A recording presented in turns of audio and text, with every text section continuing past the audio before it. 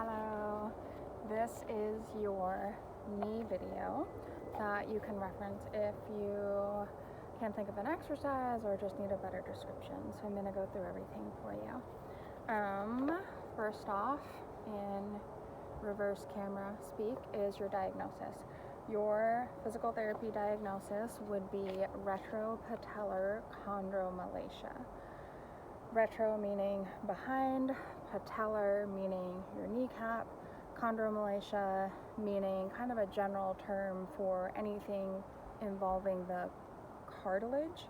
So your hyaline cartilage, that smooth, slippery surface in between your kneecap and your femur, that area is disrupted. It could be arthritic, there could be bone spurs, it could be just a little bit of a softening of the cartilage.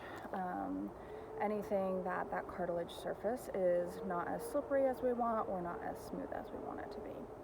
Very common, potentially no big deal. Your prognosis, good. Basically, as long as it's not catching and locking, it's very common to have this, so it doesn't mean that you're going to need a knee replacement. It doesn't mean that you won't be able to do the things you want to do. It's just a question of kind of optimizing the environment for that kneecap to sit perfectly in the groove on the femur. Prognosis, good. Just takes a little work. Contributors, largely genetics, unfortunately. We know that people who have parents that have knee issues also are more prone to have knee issues. We know that faulty alignment can contribute, and of course sustained postures, and then the two categories of trauma, repetitive micro trauma and macro trauma. So an example of the macro trauma would be maybe you landed wrong, or you landed on your knees, or there was one blunt impact that created the beginnings of this downward spiral of that cartilage to start to break down.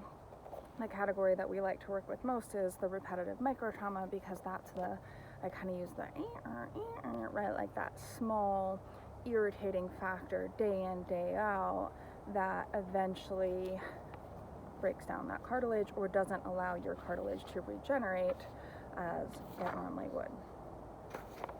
Exercises. We're going to break your exercises down into three categories: stretching, strengthening, and re-education or neuromuscular rewiring, however you want to describe it, and I'll talk more about that in a moment. These exercises should be familiar to you. Stretching. It's very important to stretch when your muscles are shortened. We know that your quads are short. We know that your hamstrings are short. We know that your TFL tends to get a little bit tight because it's doing a lot of work, and that's where the re-education will come in. And then we also know that your calves have a tendency to be tight. So any tight muscles are going to create more compression on that knee joint, and compressing two surfaces that already aren't happy together can make them more irritated. Simple exercises. Quad stretch is just bringing your heel up. You can get fancy, you can try to squeeze your knees together. You can do this exercise lying on your side. Hopefully you're familiar with a quad stretch. It's important to hold all of your stretches for at least 1 minute, because that's where you're really going to get the lengthening of the muscle. Hamstrings, it can be anything from propping your foot up on something, it can be bending forward, it can be lying on your back and having your hands behind your knee. Again, holding for 1 minute. All of these you can resist against this stretch. So for example, if I were to try to stretch my quads, I can push my foot into my hand, so activating my quads. Hold that for 10 seconds, relax, repeat. You'll get a little more range out of the stretch. Calf stretching, basically anything that your heel is dropped down, you can have your knee straight. That affects the muscle that goes behind your knee joint. You can also have your knee bent, so that gets a little more in the ankle and the muscle that's just behind your shin bone. Both are beneficial and important. And then your TFL/IT band is anything where you're leaning away from that left hip. So trying to feel something anywhere between here all the way down into the outside of your leg. We would put foam rolling under the category of stretching because that is loosening up tissues that are already tight, and areas to foam roll are pretty much these. Bending and extending your knee while you're doing the foam roll can be helpful because that's going to strip the layers of the fascia out as you're foam rolling, as opposed to just applying pressure to a muscle that's tight. Next category, strengthening. A lot of these exercises are on my YouTube video. There is a quadruped glute series, and that is when you're on your hands and knees and you're bringing your leg straight back out to the side, and then at a 90-degree angle, then circles both directions, and then knee straight. That wiper, again, that video is up on YouTube. That's a good one just to get your glutes to fire, because anytime you step up onto something, we want your butt cheek to do the work. We don't want just your quads to do the work. And that I'll talk about in the neuromuscular reeducation, just because we need to teach your body how to move a little bit differently. We can assume that there's been some overload to that area, and a lot of times the overload is just how we naturally move. The body picks a path of least resistance, and if your quads are strong and you can do it through your quads, then you're just going to use your quads. Glutes, very, very important. Make sure you can flex the muscle, make sure that's always on, and you're always trying to move from your glutes. So even just taking a step, you can either push with the left leg that's on the ground, or you can push here to propel your pelvis forward. And again, more on that in neuromuscular reeducation, but strength is important to get the muscle to turn on first, and then you learn how to use it. VMO, that's your inside quad muscle right here. That fires from 35 degrees of an angle at your knee joint to fully straightening. So that muscle is important because it's going to balance all of the tight stuff on the outside of your leg, and it's going to pull your kneecap into that perfect position in the groove. We don't want the kneecap to sit to the side or to tilt or have any tension on it. We just want that to sit in its happy little home. Your VMO is going to do that final angle of straightening. It can be anything in this position. You can use the other leg as a counterbalance. You can hold weights, anything where you're bending and extending. I think I showed you the 90-10 exercise where you're just balancing your toe on the ground, so that alignment is perfect, and going up and down. Hip abductors, sometimes I put this into the category of glutes, but anything where you're bringing your leg out to the side. So the one where you lie on your side and scoot all the way back up against the side of the bed or against the wall, and you turn your toe fully up and lift your leg, that's going to fire muscles in here. So not so much glute max, but glute med and glute min, and those are important just to really align your pelvis over your knee joint so that you're not getting any excessive forces. It can be as simple as sidestepping with a band. It can be as simple as just lifting your leg to the side. Anything where you feel muscles on the side of your hip is going to help unload that knee joint. Again, YouTube. Moving on, the re-education, rewiring, we use the phrase neuromuscular because it's the nerves connecting to the muscles. It's basically how you're moving and how you're using or not using that joint. First in line is hip flexors.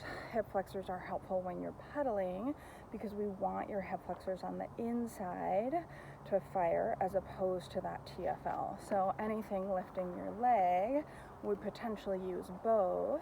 If you're using too much of that TFL, that's going to create tightness onto your IT band, which is going to put pressure on your kneecap.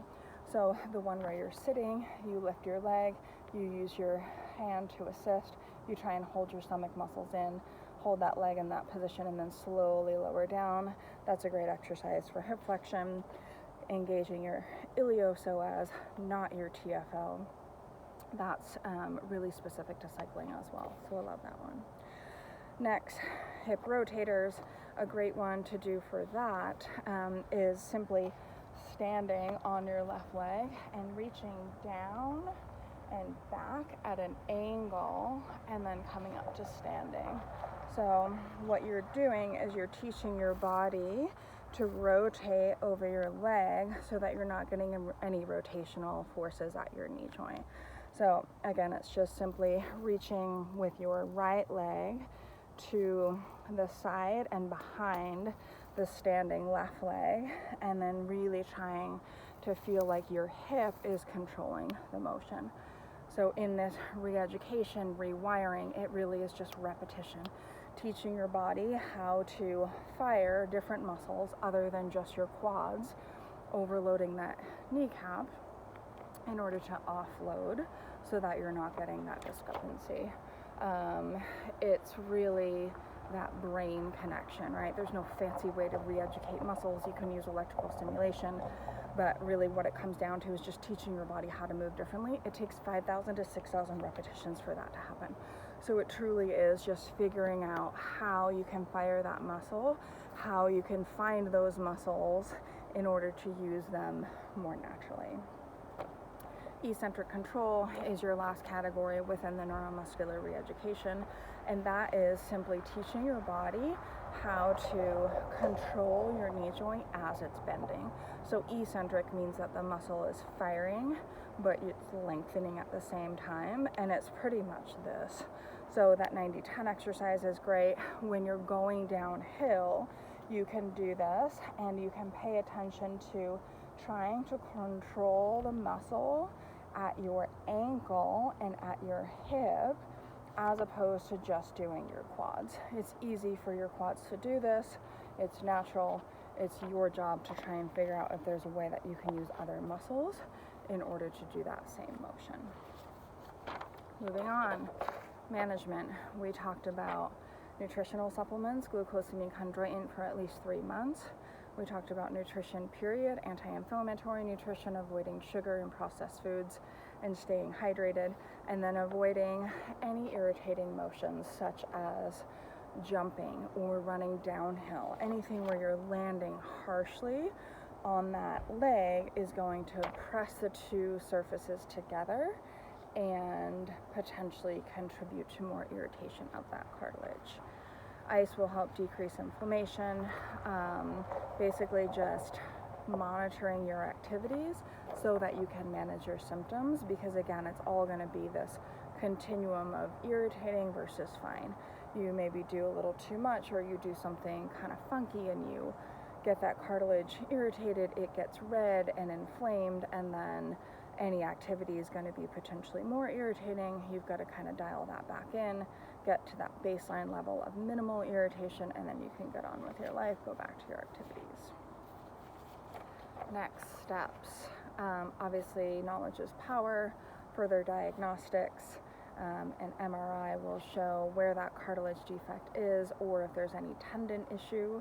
An X-ray will just show how much bone space there is, and then that would lead us to anything like an injection. So they'll do an injection of Synvisc, which is hyaluronic acid, and that can act as a joint lubricant. A lot of times it doesn't work that well in that patellofemoral joint, but it would be worth a try. And then they're doing a bunch of research on stem cells and something called a microfracture, which is where they go in and they pierce that cartilage, and they try to get your body to lay down a little bit of fibrocartilage in order to smooth out that area.